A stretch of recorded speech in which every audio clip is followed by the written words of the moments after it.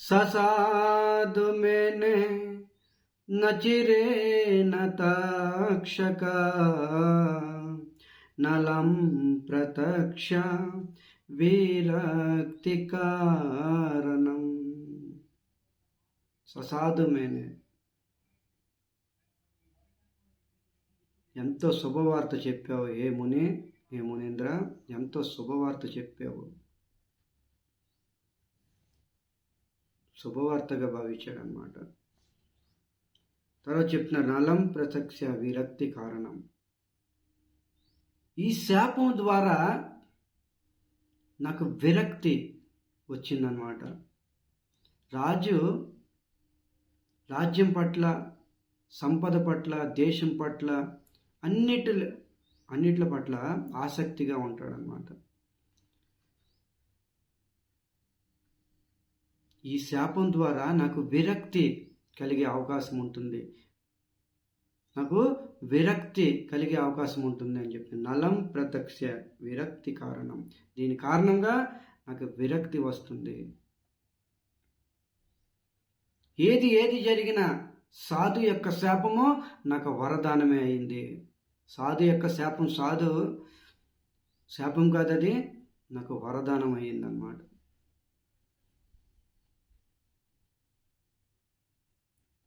ఒక్కసారి రామాయణంలో మనము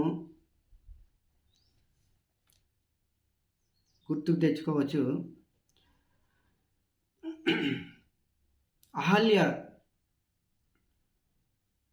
అహల్యానికి శాపం పెట్టిన తర్వాత గౌతముడు అహల్యకి శాపం ఇచ్చాడు గౌతముని. అది శాపం కాదు, వరదానం అయిపోయిందనమాట. ఎందుకంటే ఎన్ని జన్మలు ఎత్తినా అహల్యకి రామపాదము దక్కదు, రామ పాదం యొక్క ధూళి దక్కదు. కాసేపు ఆలోచించవచ్చు, అరే నా భర్త ఏంటి చిన్న విషయంకే, తెలిసి తెలియని విషయం తప్పు చేశాను, నాకు శాపం పెట్టాడు అనుకోవచ్చు. కానీ ఆయన శాపము ఈమెకి వరంగా మారిపోయిందనమాట. ఈమెకి వరంగా మారిపోయింది. అలాగే ఒక భక్తుడికి జీవితంలో ఏదైనా ఎప్పుడైనా చెడు జరిగిందంటే అది భగవత్ కృపే అనుకోవాలన్నమాట. దీని ద్వారా ముందులో భవిష్యత్తులో ఏదో మంచి జరగబోతుంది అని భావించాలన్నమాట. సచింతయన్, చింత చేయకూడదు ఎప్పుడు కూడా చింత చేయకూడదు అన్నమాట. మంచిగా భావించాలి. జీవితంలో దుఃఖం వస్తుంది, ఎందుకు రాదు? మానవ జీవితం అన్నాక దుఃఖం వస్తుంది. దుఃఖంలో కూడా మంచిగా నడవడము నేర్చుకోవాలన్నమాట. దుఃఖంలో కూడా మంచిగా భక్తి చేయడము నేర్చుకోవాలి. ఏది జరిగినా నా మంచికే, అని భావించాలన్నమాట. ఒకసారి హర్బల్, బీర్బల్ ఇద్దరు చర్చ చేసుకుంటున్నారనమాట. అయినా హర్బల్ చేతిలో కత్తి ఉంది, ఏదో పండుకాయ కట్ చేస్తున్నాడు. కట్ చేస్తుండగా వేళ్ళు అనేది తెగిపోతుంది అనమాట. అప్పుడు బీర్బల్ అన్నాడనమాట, నవ్వాడనమాట, అరే నా చెయ్యి తెగిపోతుంటే నువ్వు నవ్వుతున్నావు. ఈయనేమన్నాడు, ఏది జరిగినా మన మంచికే, ఏ ప్రభు ఏది జరిగినా మన మంచికే అని అక్బర్తోని బీర్బల్ చెప్పాడు. అరే నాకు చెయ్యి తెగిపోయింది, వేలు తెగిపోయింది, ఏది జరిగినా మంచి అని నువ్వు చెప్తున్నావు. వీడికి వెంటనే కారాగారంలో బంధించండి సైన్యానికి ఆదేశించాడనమాట. బీర్బల్ని బంధించాడు. రెండో రోజు అక్బరు రోజు యొక్క దినచర్య అన్నమాట. అక్బర్ బీర్బల్ వనానికి వెళ్ళేవారు అన్నమాట. అలాగా జాలీగా వెళ్ళేవారు అన్నమాట వీళ్ళిద్దరు కూడా. చర్చ చేసుకుంటూ వెళ్ళేవారు. కానీ ఈరోజు బీర్బల్ లేడనమాట. అక్బర్ ఒంటరిగా వెళ్ళాడనమాట. అలా వెళ్తూ వెళ్తూ వెళ్తూ ఎంతో దూరంగా ఘోర అరణ్యంలోకి ప్రవేశించాడనమాట. అక్కడ కొంతమంది అడవి జాతి మనుషులు, కొండ జాతి మనుషులు అక్బర్ని బందీ చేశారు. అక్బర్ని బందీ చేసి కాళీమాతకి బలి ఇవ్వడానికి తీసుకొని వెళ్ళాడనమాట. వాళ్ళ యొక్క లీడరు, కొండ జాతి మానవుల యొక్క లీడరు ఎవరైతే ఉంటాడో ఆయన బలి ఇవ్వమని చెప్పాడనమాట. ఆరోగ్యంగా ఉన్న వ్యక్తిని బలిస్తే శక్తి పెరుగుతుందని వాళ్ళ యొక్క ఉద్దేశం ప్రకారంగా బలి ఇవ్వడానికి నిర్ణయించుకున్నారు. బలి ఇస్తూ ఉండగా ఎప్పుడైతే బలిపీఠం మీద తల పెట్టారో, తల తీయడానికి ఎప్పుడైతే ఖడ్గం ఎత్తారో అప్పుడు ఆయన శరీరంలో వేళ్ళు లేదు, కట్ అయిపోయి ఉందన్నమాట, తెగిపోయి ఉందన్నమాట. ఇది చూసి ఆ దొరకి చెప్పారనమాట, ఈ కొండ జాతి దొరకి చెప్పారు, దొర ఈ వ్యక్తి పూర్ణం కాదు అపూర్ణంగా ఉన్నాడు, ఈ వ్యక్తికి వేళ్ళు తెగి ఉంది, వేళ్ళు తెగిన వ్యక్తిని కాళీమాతకి బలిస్తే అపూర్ణమవుతుంది, పూర్ణంగా ఆరోగ్యంగా ఉన్న వ్యక్తినే బలి ఇవ్వాలి, అందుకని ఈ వ్యక్తిని వదిలేయండి అనేసి ఆ దొర చెప్పాడనమాట. వెళ్ళిపోయాడనమాట. అప్పుడు ఆలోచించాడనమాట అక్బరు, అరే బీర్బల్ ఏది చెప్పాడు మంచిగా చెప్పాడు, ఏది జరిగినా మన మంచిగా జరిగింది. వెంటనే చెరసాలకు వెళ్ళి తీసుకొని బయటకు వచ్చాడనమాట. బీర్బల్ నువ్వు ఏదైతే చెప్పావో ఏది జరిగినా మన మంచిగా మంచిదే అనేసి, అది నాకు అప్పుడు తప్పుగా అనిపించింది, కానీ ఇప్పుడు చూస్తే చాలా ఉన్నతంగా నాకు అనిపించింది. కానీ ఇంతవరకు కరెక్టే, కానీ నేను నీకు బందీ చేయడం అది అంత కరెక్ట్ కాదు, అది న్యాయం కాదు. దీని సంగతి ఏంటి అంటే, ఇది మన మంచికే, ఇది నా మంచికే, ఇది ఎలా మంచి అవుతుంది? ఏ ప్రభు, మీరు కానీ నన్ను బందీ చేయకపోతే, నన్ను చెరసాలకు పెట్టకపోతే రోజులాగే నన్ను కూడా తీసుకొని మీరు వెళ్ళేవారు అనమాట. రోజు ఏ విధంగా అయితే షికారికి నన్ను తీసుకొని వెళ్తారో అలాగే ఈరోజు కూడా నన్ను తీసుకొని మీరు వెళ్ళేవారు. అప్పుడు కొండ జాతి మనుషులు నిన్ను చూసి నన్ను ఆరోగ్యంగా ఉన్నారని నన్ను పట్టుకొని నన్ను బలిచ్చేవారు. అందుకనే ఏది జరిగినా మన మంచికే, ఏది జరిగినా ఇదం దైవతంత్రం, ఇది భగవంతుడి యొక్క తంత్రం అన్నమాట. ఏది జరిగినా మన మంచికే. ప్రస్తుతం మనకు తప్పుగా అనిపించవచ్చు, కష్టంగా అనిపించవచ్చు, కానీ తర్వాత మనకి అది సుఖాన్ని ఇస్తుంది. ఇది సిద్ధాంతము, ఇది మర్మ రహస్యము. ఈరోజు పరీక్షిత్ మహారాజుకి శాపం కాదు, అది వరదానం అయిపోయింది. ససాదు మేనే నచిరే నతక్షక, ససాదు మేనే ఎంత శుభవార్తగా భావించి నలం ప్రతప్స్య విరక్తి కారణం, విరక్తి పొందాడనమాట. ఈ సంసారం పట్ల విరక్తి పొందాడు. నాకు సాధారణంగా విరక్తి రాదు, ఎందుకంటే ఆకర్షణతో చెంది ఉన్నాను. ఈ శాపం ద్వారా నాకు విరక్తి పొందాను నేను అని ఎంతో శుభవార్తగా భావించారనమాట. తర్వాత చెప్తున్నారనమాట, అదో విహాయ మమమం చలోకం విమర్మితౌ హే యతయా పురస్త కృష్ణాంగ్రిషేవా మదిమన్యమానా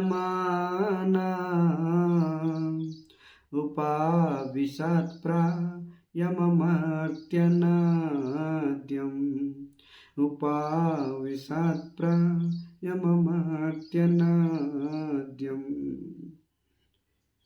ఇప్పుడు సూత గోస్వామి చెప్తున్నారేంటి, అదో విహాయ మమమం చలోక. 7 రోజుల్లో చనిపోతాడని తెలుసుకున్న పరీక్షిత్ మహారాజు త్యాగం చేశాడు, సమస్తం పట్ల త్యాగం చేశాడు అన్నమాట. సమస్తాన్ని త్యాగం చేశాడు. ఈ త్యాగం అనేది ముందు నుంచి అభ్యాసం చేసుకోవాలి. ఈ త్యాగం అనేది ఒక్కసారిగా రాదు. త్యాగం అనేది లాస్ట్ స్టేజీలో రాదు ఎప్పుడును. పరీక్షిత్ మహారాజ్ ఏదైతే చెప్పారో నలం ప్రత్యక్ష విరక్తి కారణం, ఈ విరక్తి, వైరాగ్యము, ఈ త్యాగము అనేది మొదటి నుండి అభ్యాసం చేసుకోవాలి. ప్రభుపాదుల వారు ఎప్పుడూ ఒక ఉదాహరణ చెప్తూ ఉంటారనమాట. స్వామి శ్రీల ప్రభుపాదుల వారు ఉదాహరణ చెప్తారు. జీవితంలో రోజుకి గంట వైరాగ్యం బతకడం నేర్చుకోవాలి, విరక్తిగా బతకడం నేర్చుకోవాలి, త్యాగం నేర్చుకోవాలి. ఈ సంసార వస్తువుల్ని త్యాగం చేయాలి. అది అభ్యాసం రోజు చేయాలన్నమాట. ఒక్కసారిగా రాదు త్యాగం అనేది. ఈ త్యాగం అనేది ఒక్కసారిగా రాదు ఎవరికైనా. పరీక్షిత్ మహారాజు ఇలా విరక్తిగా ఆచరించి చూపించాడు. ఈ సంసారంలో ఉంటూ కూడా విరక్తి వైరాగ్య జీవితం గడిపాడు అనమాట. సంసారంలో ఉన్నారు, భార్య పిల్లలతో ఉన్నారు, రాజుగా పోస్ట్ పొజిషన్తో ఉండి కూడా విరక్తి జీవితం గడిపాడు అనమాట. ఈ త్యాగం అనేది రోజుకి అలవాటు చేసుకోవాలన్నమాట. రోజు కొద్దిగా అభ్యాసం చేసుకోవాలి.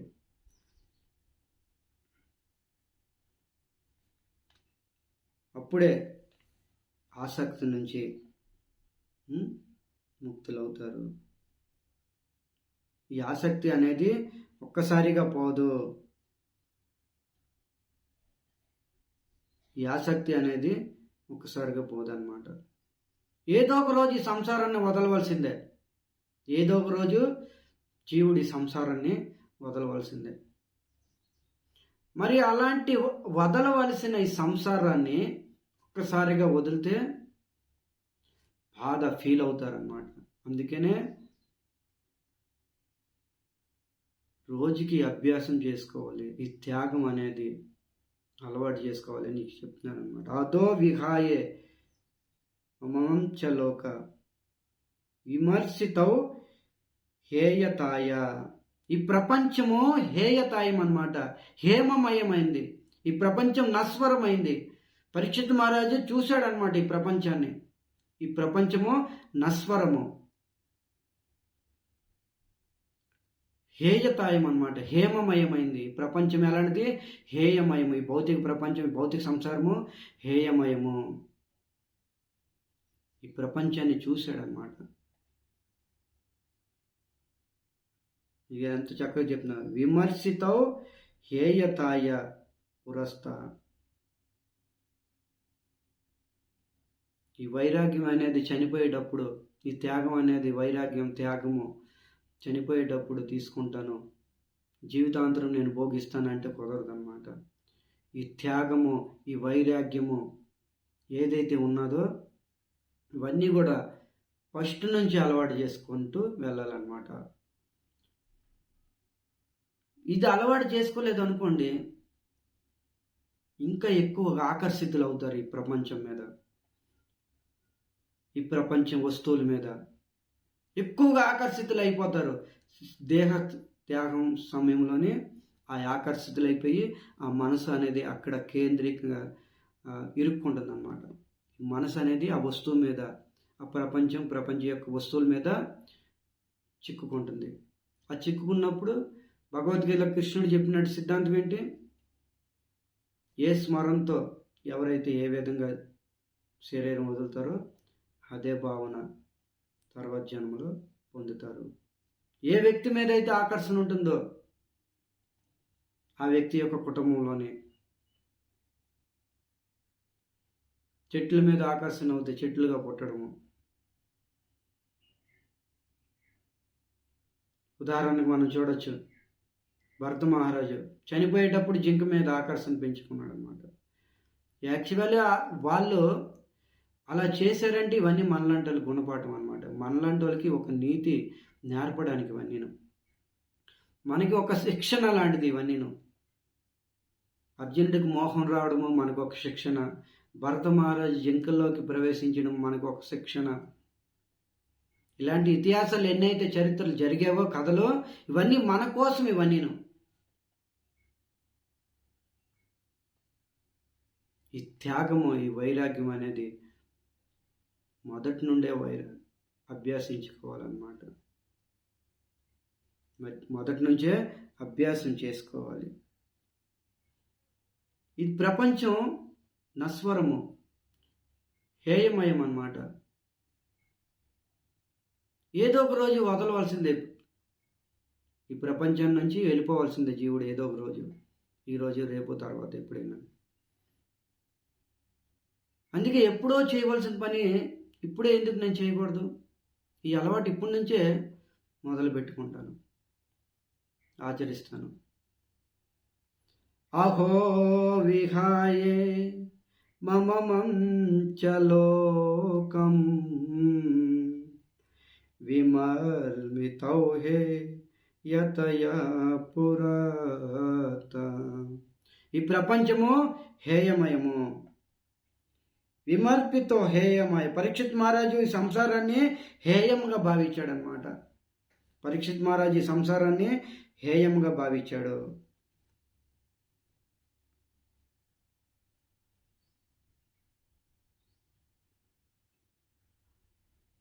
చూడండి, పరీక్ష అనేది రోజు రాదన్నమాట. పరీక్ష అనేది రోజు రాదు, రోజు జరగదు. జీవితాంతరం సాధన చేస్తూ ఉంటే, జీవితాంతం చదువుతూ ఉంటే పరీక్ష ఒకరోజే. 10th class exams, board exam జరుగుతుంది. చిన్న చిటికి పరీక్షలు జరుగుతూ ఉంటారు, అది పెద్ద విశేషం కాదు. ఈ ఫస్ట్ క్లాస్ నుంచి 10th వరకు చదివేటప్పుడు మెయిన్ పెద్ద పరీక్ష ఒకసారి వస్తుంది. అప్పుడు కానీ ఫెయిల్ అయిపోయామంటే ఈ 9-10 సంవత్సరాలు చదివిన చదువు అంతా వృధాయే. అలాగే మన జీవితంలో పరీక్ష ఒక్కసారి వస్తుంది, మరణం సమయంలోనే. అప్పుడే మనం పాస్ అవ్వాలి. ఈ జీవితాంతరం చేసిన సాధన అప్పుడు ఉపయోగపడాలి. అప్పుడు ఉపయోగపడలేదంటే మన సాధనలో క్వాలిటీ లేదు.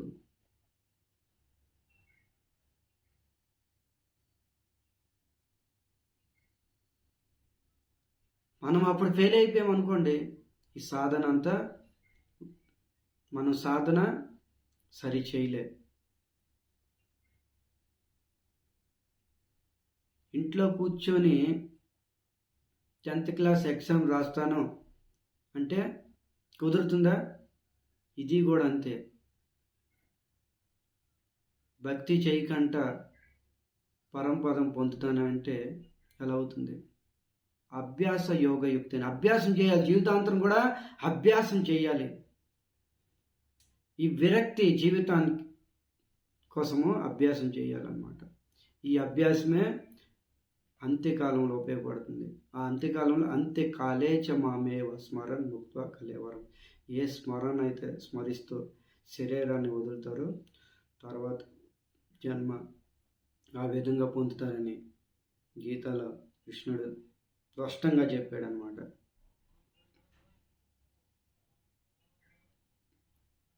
అభ్యాసం చేస్తూ ఉండాలి అన్నమాట. పరీక్షిత్ మహారాజు అభ్యాసం చేశాడు ఇవన్నీ.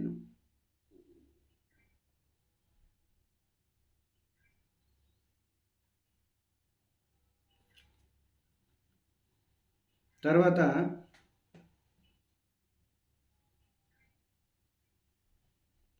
ఈ విధంగా చెప్తున్నారన్నమాట. అదో విహాయే మమ మంచలోకం విమర్స్మితౌ హే తయా పునస్త. ఈ ప్రపంచము హేయముగా భావించి పరీక్షిత్ మహారాజు ఈ రాజ్య సంపదల్ని అందరినీ కూడా వదిలేసి వెళ్ళడానికి నిర్ణయించుకున్నాడు అనమాట. వదలడం విశేషం కాదనమాట. వదలడము విశేషం కాదు. అన్నీ వదిలేసిన తర్వాత హరిద్వార్ ఋషికేశ్ వెళ్ళి మన ఆచరణ చేయవలసింది చేయక చెయ్యరానిది చేస్తే నరకానికి వెళ్తారు. వదలడం, అందుకని వదలడం ఇంపార్టెంట్ కాదు, వదిలిన తర్వాత ఏది ఆచరించాలో సూత గోస్వామి చెప్తున్నారనమాట. పరీక్షిత్ మహారాజు వదిలేశాడు. హేయమాయం, ఈ ప్రపంచము నశ్వరము. వదిలిన తర్వాత ఈ రాజ్యాన్ని, ఈ సంపదని, భార్య పిల్లల్ని వదిలిన తర్వాత ఆయన దేనికి ముఖ్యంగా భావించారు? కృష్ణాంగ్రి సేవ అది మన్యమానా అపవిశత్ ప్రాయమమర్త్యనాద్యం.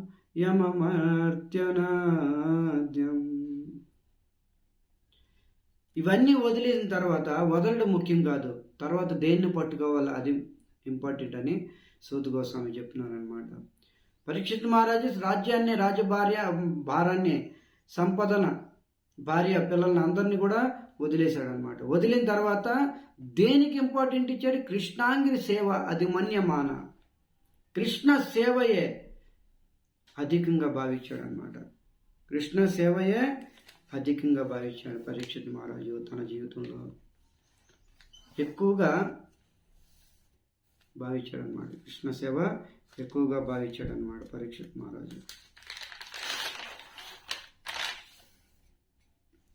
కృష్ణాంగ్రి సేవ మతి మన్యమానా, కృష్ణ సేవ అధికంగా భావించాడు, నిర్ణయించుకున్నాడు పరీక్షిత్ మహారాజు.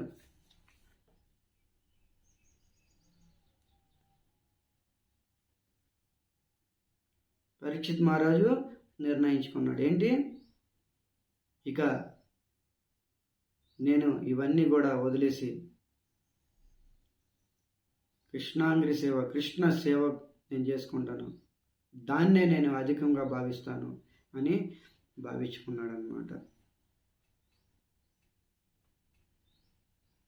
ఇదే భక్తుల యొక్క మీటర్ అన్నమాట.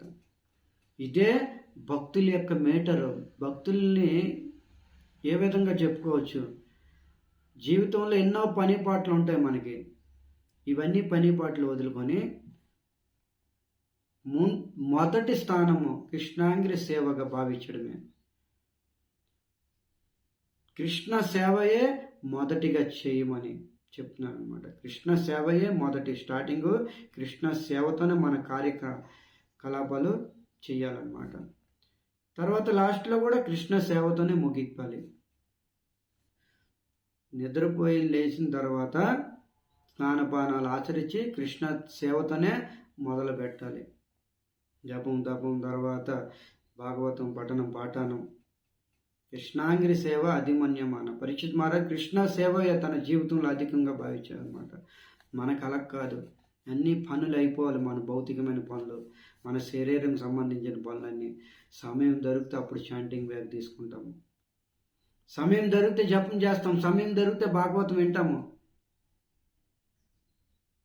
పరీక్షిత్ మహారాజ్ అలా భావించలే. కృష్ణాంగిరి సేవ అధిమన్యమాన. అధిమన్య అంటే ఎక్కువగా ప్రయారిటీ ఇచ్చాడనమాట. పరీక్షిత్ మహారాజు కృష్ణ సేవగా ఎక్కువగా భావించాడు. దీనికి మించిన సేవ లేదు. మొదటి సేవ కృష్ణ సేవ, తర్వాత అన్య సేవలు, ఆఫీసు సేవ, భార్య సేవ, పిల్లల సేవ, సమాజం సేవ, కుటుంబ సేవ.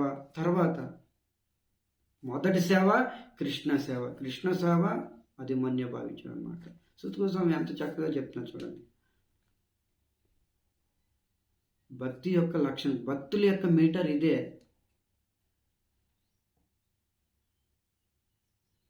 మన జీవితంలో అనేక కార్యాలు ఉంటాయి, అనేక పని పాటలు ఉంటాయి, కానీ అన్నిటికన్నా మొదటి ప్రయారిటీ, మొదటి కార్యము కృష్ణ సేవగా భావించాలి. దీని తర్వాతే ఇంకేదైనా సరే. ఇది దినచర్యగా చేసుకోవాలన్నమాట. ఉదయం లేచిన తర్వాత దినచర్య చేసుకోవాలి. కృష్ణ సేవే అధిమన్యమాన. ఈ శ్లోకం ద్వారా మనం నేర్చుకోవచ్చు. కృష్ణాంగ్రి సేవ అధిమన్యమాన ఉపావిశత్ప్రయమమర్త్యనాద్యం. కృష్ణ సేవకే అధికంగా భావించి నిర్ణయించుకున్నాడు అనమాట. పరీక్షిత్ మహారాజు నిర్ణయించుకున్నాడు. అమర్త్య నద్యం, హస్తినాపురం నుంచి బయటికి వచ్చి భగీరథి నది తటాన గంగని ఆశ్రయించారు. ఉపావిశత్ ఆశ్రయించి ఉపావిశత్ ప్రాయ అమర్త్య నద్యం, భగీరథి గంగా తటానికి వచ్చి గంగని ఆశ్రయించాడు అనమాట. ఎందుకు? గంగ చాలా పవిత్రమైనది. గంగ చాలా పవిత్రమైనది అనమాట. సగరుడి యొక్క 60,000 మంది కుమారులను కూడా ఈ గంగే ఉద్ధరించింది. గంగ చాలా పవిత్రమైనదనేసి ఇక్కడ సూత గోస్వామి చెప్తున్నారనమాట. పరీక్షిత్ మహారాజ్ నిర్ణయించుకొని తన కుమారుణ్ణి, జ్యేష్ఠపుత్రుణ్ణి జనమేజయుని పిలిచి రాజ్య తిలకం చేశాడనమాట. రాజుగా ఘోషించాడనమాట. ఏ కుమార, రాజ్యము చేపట్టు, రాజ్య పరిపాలన చెయ్యు, మీ అమ్మని చూసుకో, మీ సోదరుని చూసుకో, నేను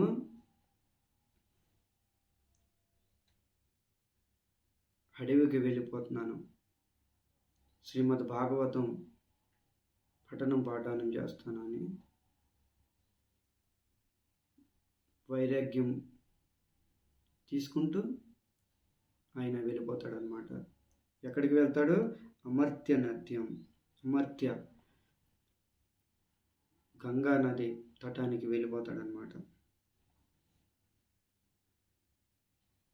ఇలా వెళ్ళిపోతూ ఉంటే ఎప్పుడైతే రాజ్యభారము జనమేజయుకి అప్పచెప్పాడో ఒకసారి మనం ఆలోచించుకోవచ్చు. తన భార్య, పిల్లలు, ప్రజలు ఆపివండరా? ఆపారనమాట. అందరూ కూడా ఆపడానికి ప్రయత్నించారు, కానీ ఎవరు కూడా పరీక్షిత్ మహారాజు ఆగలేదన్నమాట. ఎందుకంటే కృష్ణుడి మీద సంలగ్నము అయిపోయింది. కృష్ణుడి మీద లగ్నం పెంచుకున్నాడు, కృష్ణుడి మీద సంలగ్నం పెంచుకున్నాడు అనమాట. కృష్ణుడి మీద ఎంగేజ్ అయిపోయింది. ఆయన మనసు పూర్తిగా భగవంతుడి మీద వెళ్ళిపోయిందనమాట. సంలగ్నం కుదిరిందనమాట. కృష్ణుడి మీద సంలగ్నం పెట్టుకున్నాడు అనమాట. గంగని ఆశ్రయించాడు, ఆచమనం చేసుకున్నాడు, సంకల్పించుకున్నాడు. ఏమని? నేను 7 రోజులు జీవిస్తూ ఉంటాను. ఎన్ని రోజులైతే నేను జీవించి ఉంటానో నేను మంచినీళ్ళు తాగను, భోజనం చేయను, నిద్రపోను అని సంకల్పించుకున్నాడు అనమాట. ఆమరణ నిరాహార దీక్ష తీసుకున్నాడు 7 రోజులు కూడా. గాయత్రి విష్ణు గాథ, నేను విష్ణు కథలు వింటాను, కృష్ణ కథలు వింటాను. ఉపావిశత్ప్రయమమర్త్యనాద్యం, ఉపావిశత్ప్రాయ మమమర్త్య నద్యం. ఆమరణ నిరాహార దీక్ష తీసుకొని ఉపావిస్తూ నద్యం, అమర్త్య నద్యం, ఎప్పుడు కూడా చావులేని ఆ నది, అమర్త్య నద్యం, దేవలోకం కూడా పునీతుని గావించిన ఆ గంగా నది దగ్గరికి వెళ్ళి నేను గాయత్రి విష్ణు గాథ, ఆ విష్ణు యొక్క గాథ, విష్ణు కథలో నేను వింటాను అని ఉపావిశత్ప్రాయ సంకల్పించుకున్నాడు అనమాట. జీవితంలో మనం ఏ పని చేసినా సంకల్పం చేసుకోవాలన్నమాట.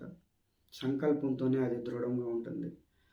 ఏదో మాట ఊసుకే అనేస్తే అది సరిపోదు. సంకల్పించుకోవాలి. ఏదైనా సరే సంకల్పించుకుంటే దృఢంగా ఉంటుంది అన్నమాట. పరీక్షిత్ మహారాజు ఈరోజు సంకల్పించుకున్నాడు. సంకల్పించుకొని అమర్త్య నద్యం వెళ్ళిపోయాడు అనమాట.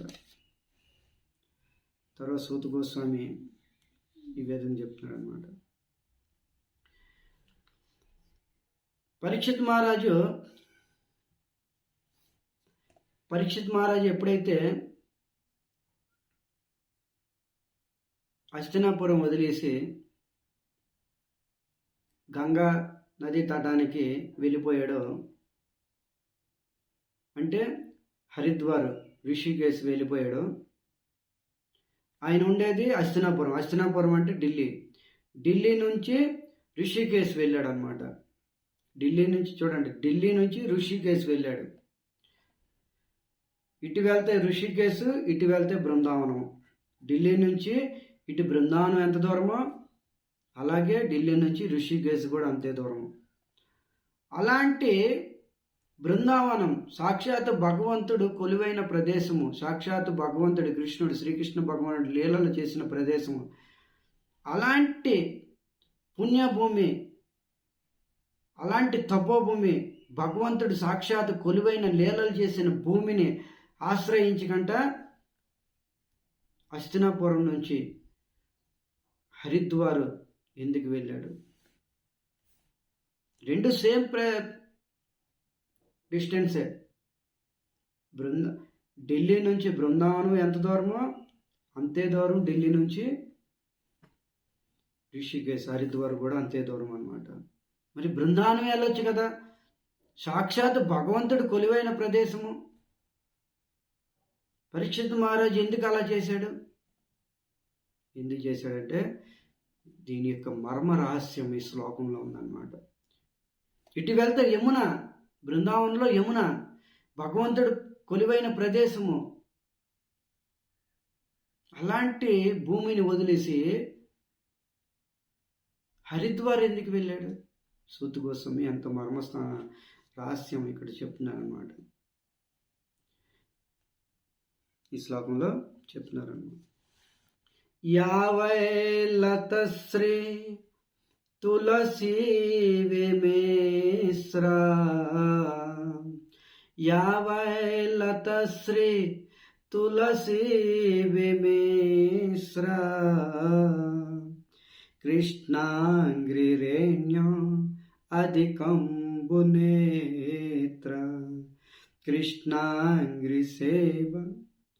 కృష్ణాంగ్రిరేణ్యో అధికంబునేత్ర,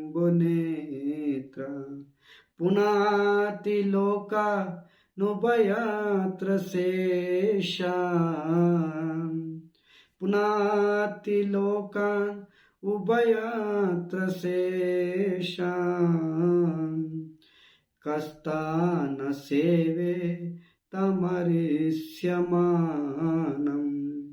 కస్తాన సేవే తమరిష్యమానం. సూత గోస్వామి ఏం చెప్తున్నారు? యావత్ లతశ్రీ తులసీ విమిశ్ర, యావత్ లతశ్రీ తులసీ విమిశ్ర. ఇటు వెళ్తే బృందావనం వస్తుంది, ఇటు వెళ్తే హరిద్వార్ వస్తుంది, ఇటు వెళ్తే యమున ఉంది, అటు వెళ్తే గంగా ఉంది. అలాంటి యమున బృందావనాన్ని వదిలి కేవలం గంగనే ఎందుకు ఆశ్రయించాడు? చాలా సీక్రెట్ సిద్ధాంతాన్ని, ఇక్కడ మర్మ రహస్యాన్ని చెప్తున్నారనమాట. ఎందుకు ఆశ్రయించారు? బృందావనం ఆశ్రయించవచ్చు, భగవంతుడు కొలువైన ప్రదేశము, సాక్షాత్ కృష్ణుడు లీలలు చేసిన ప్రదేశం. ఎందుకు ఆశ్రయించాడంటే ముందుగా తులసి యొక్క మహిమ చెప్తున్నారనమాట సూత గోస్వామి. ఏమని? యావాద్లతాశ్రీ తులసీ విమిశ్ర, యావై లతశ్రీ. లతశ్రీ అంటే తులసి ఎలాంటిది? లతశ్రీ సుశోభితమైన తులసి అన్నమాట. శోభితమైన తులసి, సుశోభితమైన తులసి అన్నమాట. ఎంతో సుగంధపూరితమైన తులసి. ఆ తులసి ఏంటి? లతశ్రీ తులసీ విమిశ్ర. తులసి మిశ్ర ఉంది. తులసి చాలా అద్భుతం, శాస్త్రం చెప్తుందన్నమాట. తులసి ఎవరు? విష్ణు ప్రియ, కృష్ణ ప్రియ అన్నమాట. తులసి ఎవరు? విష్ణు ప్రియ అన్నమాట, ఆ కృష్ణుడికి ప్రియ. బ్రజ బృందావనంలో రాధాకృష్ణుడి లీలల్లోని ఎన్నైతే ఏర్పాట్లు చేశారో అవన్నీ తులసి ద్వారాయే ఏర్పాట్లు జరిగావన్నమాట. అవన్నీ కూడా తులసి మహారాణి ద్వారా, అంటే బృందాదేవి ద్వారా ఇవన్నీ ఏర్పాట్లు జరిగావన్నమాట. రాధారాణి శ్రీకృష్ణ భగవానుడు ఎన్నైతే లీలలు చేశారో ఆ ఏర్పాట్లన్నీ కూడా తులసి ఏర్పాటు చేసిందనమాట. తులసి విష్ణు ప్రియ అనమాట. అందుకనే సూత గోస్వామి ఇక్కడ చెప్తున్నారు, తులసి యొక్క మహిమ శాస్త్రాలు అనేక విధంగా పాడారనమాట. యావాద్లతశ్రీ సుశోభితమైన తులసి, తులసి మిశ్ర కలిసి ఉంది. లతశ్రీ శోభితమైన తులసి ఉంది. ఎక్కడుంది? భగవంతుడి పాదాల దగ్గర తులసి ఉంది. రోజు ఆ విష్ణుకి సేవ చేస్తుంది లక్ష్మీదేవి. ఆ పాదాల దగ్గర సేవ చేస్తూ ఆ లక్ష్మి కూడా తన పాదాలకి, విష్ణు యొక్క పాదాలకి తులసి పెడుతుంది. మనం కూడా ఇక్కడ పెడతా ఉంటాం, భగవంతుడి పాదాలకి పెడతా ఉంటాం. మన మందిరాల్లో, ఇస్కాన్ మందిరాల్లో కూడా మనం చూడవచ్చు, భగవంతుడి యొక్క పాదాలకి ఏముంటుంది? తులసి ఉంటుంది. ఇక్కడ సూత గోస్వామి అదే చెప్తున్నారు అనమాట. యావాద్లత శ్రీ తులసి మిశ్ర, తులసి మిశ్ర ఉంది. ఏంటిది? భగవంతుడి పాదాలకి తులసి ఉంది. భగవంతుడి పాదాలకి మొదటిది ఏముంది? తులసి ఉంది. కృష్ణాంగ్రిరేణ్యో అధికంబునేత్ర, మొదటి తులసి ఉంది. తర్వాత కృష్ణాంగ్రి రేణు, భగవంతుడి చరణాల దగ్గర రేణు ఉందన్నమాట. రేణు అంటే ధూళి.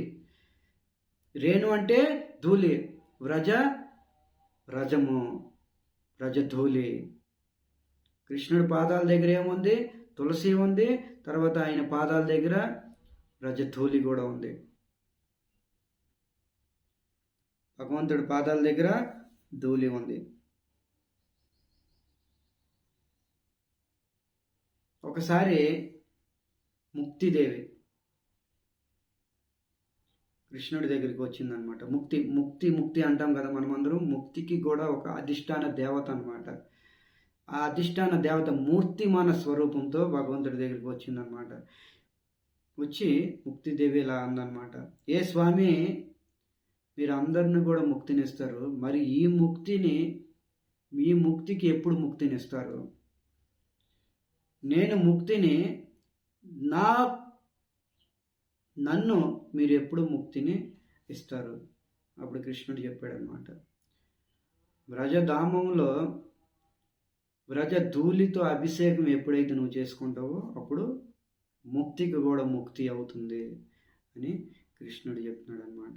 ఈరోజు ఆ రజం, ఆ వ్రజధూళి, ఆ రేణు, కృష్ణాంగ్రి రేణు, ఆ ధూళి భగవంతుడి పాదాల దగ్గర ఉంది. మొదటిది ఏముంది? తులసి ఉంది, సుశోభితమైన తులసి ఉంది. తర్వాత కృష్ణాంగ్రి రేణు, అంగ్రి అంటే పాదాలు, కృష్ణ పాదాల దగ్గర వ్రజధూళి ఉంది. ఇక్కడ చెప్తున్నారనమాట. ఈ వ్రజధూళి మీద తర్వాత కృష్ణాంగ్రి రేణు, కృష్ణుడి పాదాల మీద తులసి ఉంది, వ్రజధూళి ఉంది.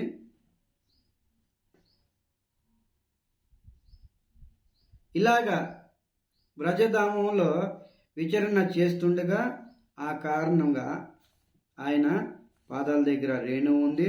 తర్వాత యమున తీర వనచారి, యమున తీరాన్న సంచరిస్తూ ఉంటాడనమాట.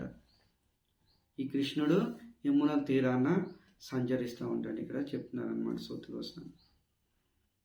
కృష్ణ పాదాల దగ్గర తులసి ఉంది, యమున జలము ఉంది. యమున జలంలో ఆ రేణువులు, ధూళి ధూళి కూడా ఉంది, 3 ఉన్నామన్నమాట. ఎప్పుడైతే వామన అవతారంలో భగవంతుడు 3 అడుగుల నేల బలిచక్రవర్తిని అడుగుతాడో, మొదటి అడుగు సమస్త బ్రహ్మాండం అంతా కొలుస్తాడు. రెండో అడుగు ఎప్పుడైతే కొలవడానికి ప్రయత్నం చేస్తాడు, రెండో అడుగు పైకి లేపి తన కాలు యొక్క బొటని వేళ్ళతోని బ్రహ్మాండ యొక్క లేయరు చీలిన తర్వాత ఆధ్యాత్మిక జగత్తు నుండి బ్రహ్మద్రవం వస్తుంది అన్నమాట. ఆ బ్రహ్మద్రవం వచ్చిన తర్వాత బ్రహ్మగారు తన కమాండంలో పట్టుకుంటాడనమాట. అది ఎలా వస్తుంది? తన పాదాలని టచ్ చేసుకుంటూ వస్తుంది. ఎవరి పాదాలు? కృష్ణుడి యొక్క పాదాల, భగవంతుడి యొక్క పాదాలని టచ్ చేసుకుని వస్తుంది అన్నమాట. ఆ బ్రహ్మధామం ఎప్పుడైతే గంగ వస్తుందో, టచ్ చేసుకొని భగవంతుడి పాదాలు టచ్ చేసుకుని వస్తుందో, అప్పుడు మనము అర్థం చేసుకోవాలి. భగవంతుడి పాదాల దగ్గర ఏముంది? తులసి ఉంది, యమున జలము ఉంది, యమున యొక్క రేణు తూలి కూడా ఉంది. ఎప్పుడైతే ఈ గంగ భగవంతుడిని టచ్ చేసుకుని వస్తుందో, గంగలో గంగ కూడా ఉంది, యమున ఉంది, తులసి దళం ఉంది, తర్వాత కృష్ణాంగిరి రేణు, కృష్ణుడి పాదాల దగ్గర రేణు కూడా ఉంది. ఇవన్నీ కూడా తీసుకుంటూ ప్రచండ వేగంతోనే ఆ గంగ ప్రవహిస్తుందన్నమాట. ప్రచండ వేగంతోనే ఇవన్నీ తీసుకుంటూ కూడా ప్రవహిస్తుంది. అందుకనే ఈరోజు పరీక్షిత్ మహారాజు యమునాని వదిలేసి, బ్రజధామాన్ని వదిలేసి, బ్రజ బృందావనాన్ని వదిలి, యమునాన్ని వదిలి గంగని ఆశ్రయించాడు. యమునాలో కేవలం యమునాయే ఉంది. ఇక్కడ గంగలో గంగ ఉంది, కృష్ణ రజం ఉంది, పాద రజం ఉంది, రజధూళి ఉంది, తులసి ఉంది, యమున ఉంది. ఈ మూడిటిని తీసుకొని గంగ ప్రచండ వేగంతో పరుగులు తీస్తుంది. అందుకనే పరీక్షిత్ మహారాజు యమునాని ఆశ్రయించక గంగని ఆశ్రయిస్తున్నారు. యావద్లతశ్రీ తులసి బిమిశ్రా కృష్ణాంగ్రిరేణ్యో అధికం గునేత్ర పునాతి లోక ఉభయత్ర శేష కష్టాన సేవే తమరిష్యమానం, కష్టాన సేవే తమరిష్యమానం.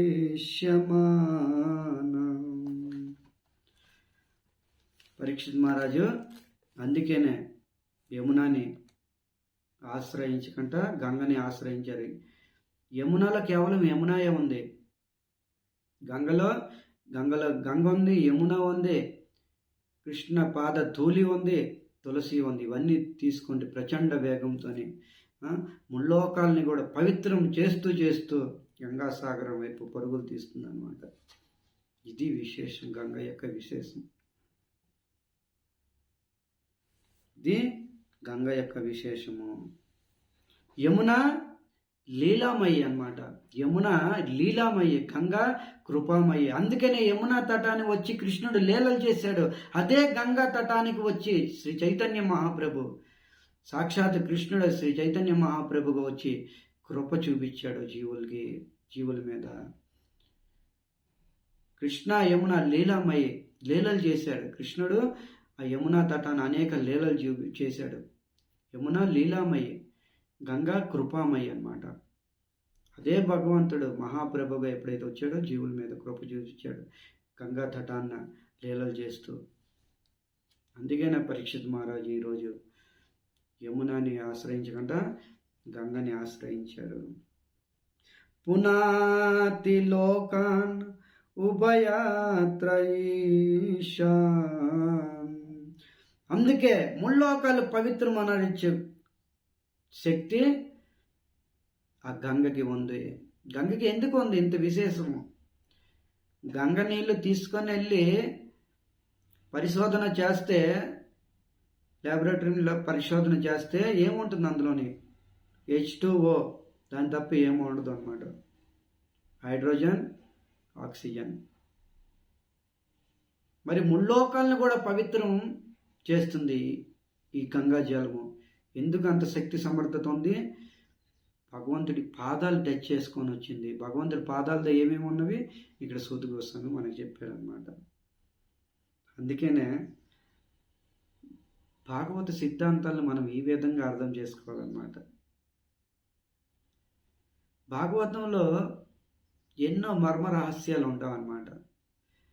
మనం ఆచార్యుల ద్వారా, ఆచార్యుల యొక్క అడుగుజాడల్లో నడుచుకుంటూ ఇవన్నీ సిద్ధాంతాలు మనం అర్థం చేసుకోవాలి. భాగవతం డైరెక్ట్గా మనం వినడానికి ప్రయత్నం చేస్తే, చదవడానికి ప్రయత్నం చేస్తే మనకి ఎప్పుడు కూడా భాగవతం అర్థం కాదు. ఎంతో మర్మ రహస్యంతో కూడి ఉన్న అన్నమాట ప్రతి శ్లోకం కూడా. మా గురువు మహారాజు పరమపూజ రాధా గోవింద గోస్వామి మహారాజు ఎంతో వ్యాఖ్యానం చేస్తూ ఉంటారు ఈ శ్లోకాల మీద. ఆయన దగ్గర నేర్చుకొని మీ అందరికి కూడా చెప్పడానికి నేను ప్రయత్నం చేస్తున్నాను అన్నమాట. ఎంతో చాలా చక్కగా సరళంగా అర్థం అయ్యేలాగా చెప్పడానికి ప్రయత్నం చేస్తూ ఉంటారు. అందుకని పరీక్షిత్ మహారాజు గంగని ఆశ్రయించాడు. సూత్ గోస్వామి చెప్తున్నారనమాట. తర్వాత సూత్ గోస్వామి చెప్తున్నాడు, కష్టాన సేవత్ మరిష్యమానం. ఈ ప్రపంచంలో ఎవరు అలాంటి వ్యక్తి ఉన్నాడు ఇలాంటి గంగని ఆశ్రయించకంట ఉండగలరా? ఎవరైనా ఇలాంటి గంగని ఎవరు ఆశ్రయించకంట ఉండగలరా? ప్రతి ఒక్కరు కూడా ఇలాంటి గంగని ఆశ్రయిస్తారు. కష్టాన సేవే. ఎవరు చేయరు? ఎవరు ఎలాంటి వ్యక్తి ఉన్నారు గంగకు సేవ చేయరు చెప్పండి? కష్టాన సేవే. ప్రతి ఒక్కరు కూడా గంగకు సేవ చేస్తారు. ప్రతి ఒక్కరు కూడా గంగకు సేవ చేస్తారు. మరిష్యమానం.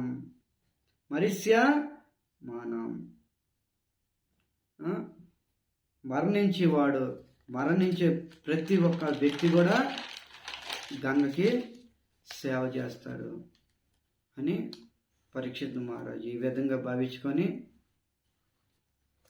గంగా తటాన్ని వెళ్ళి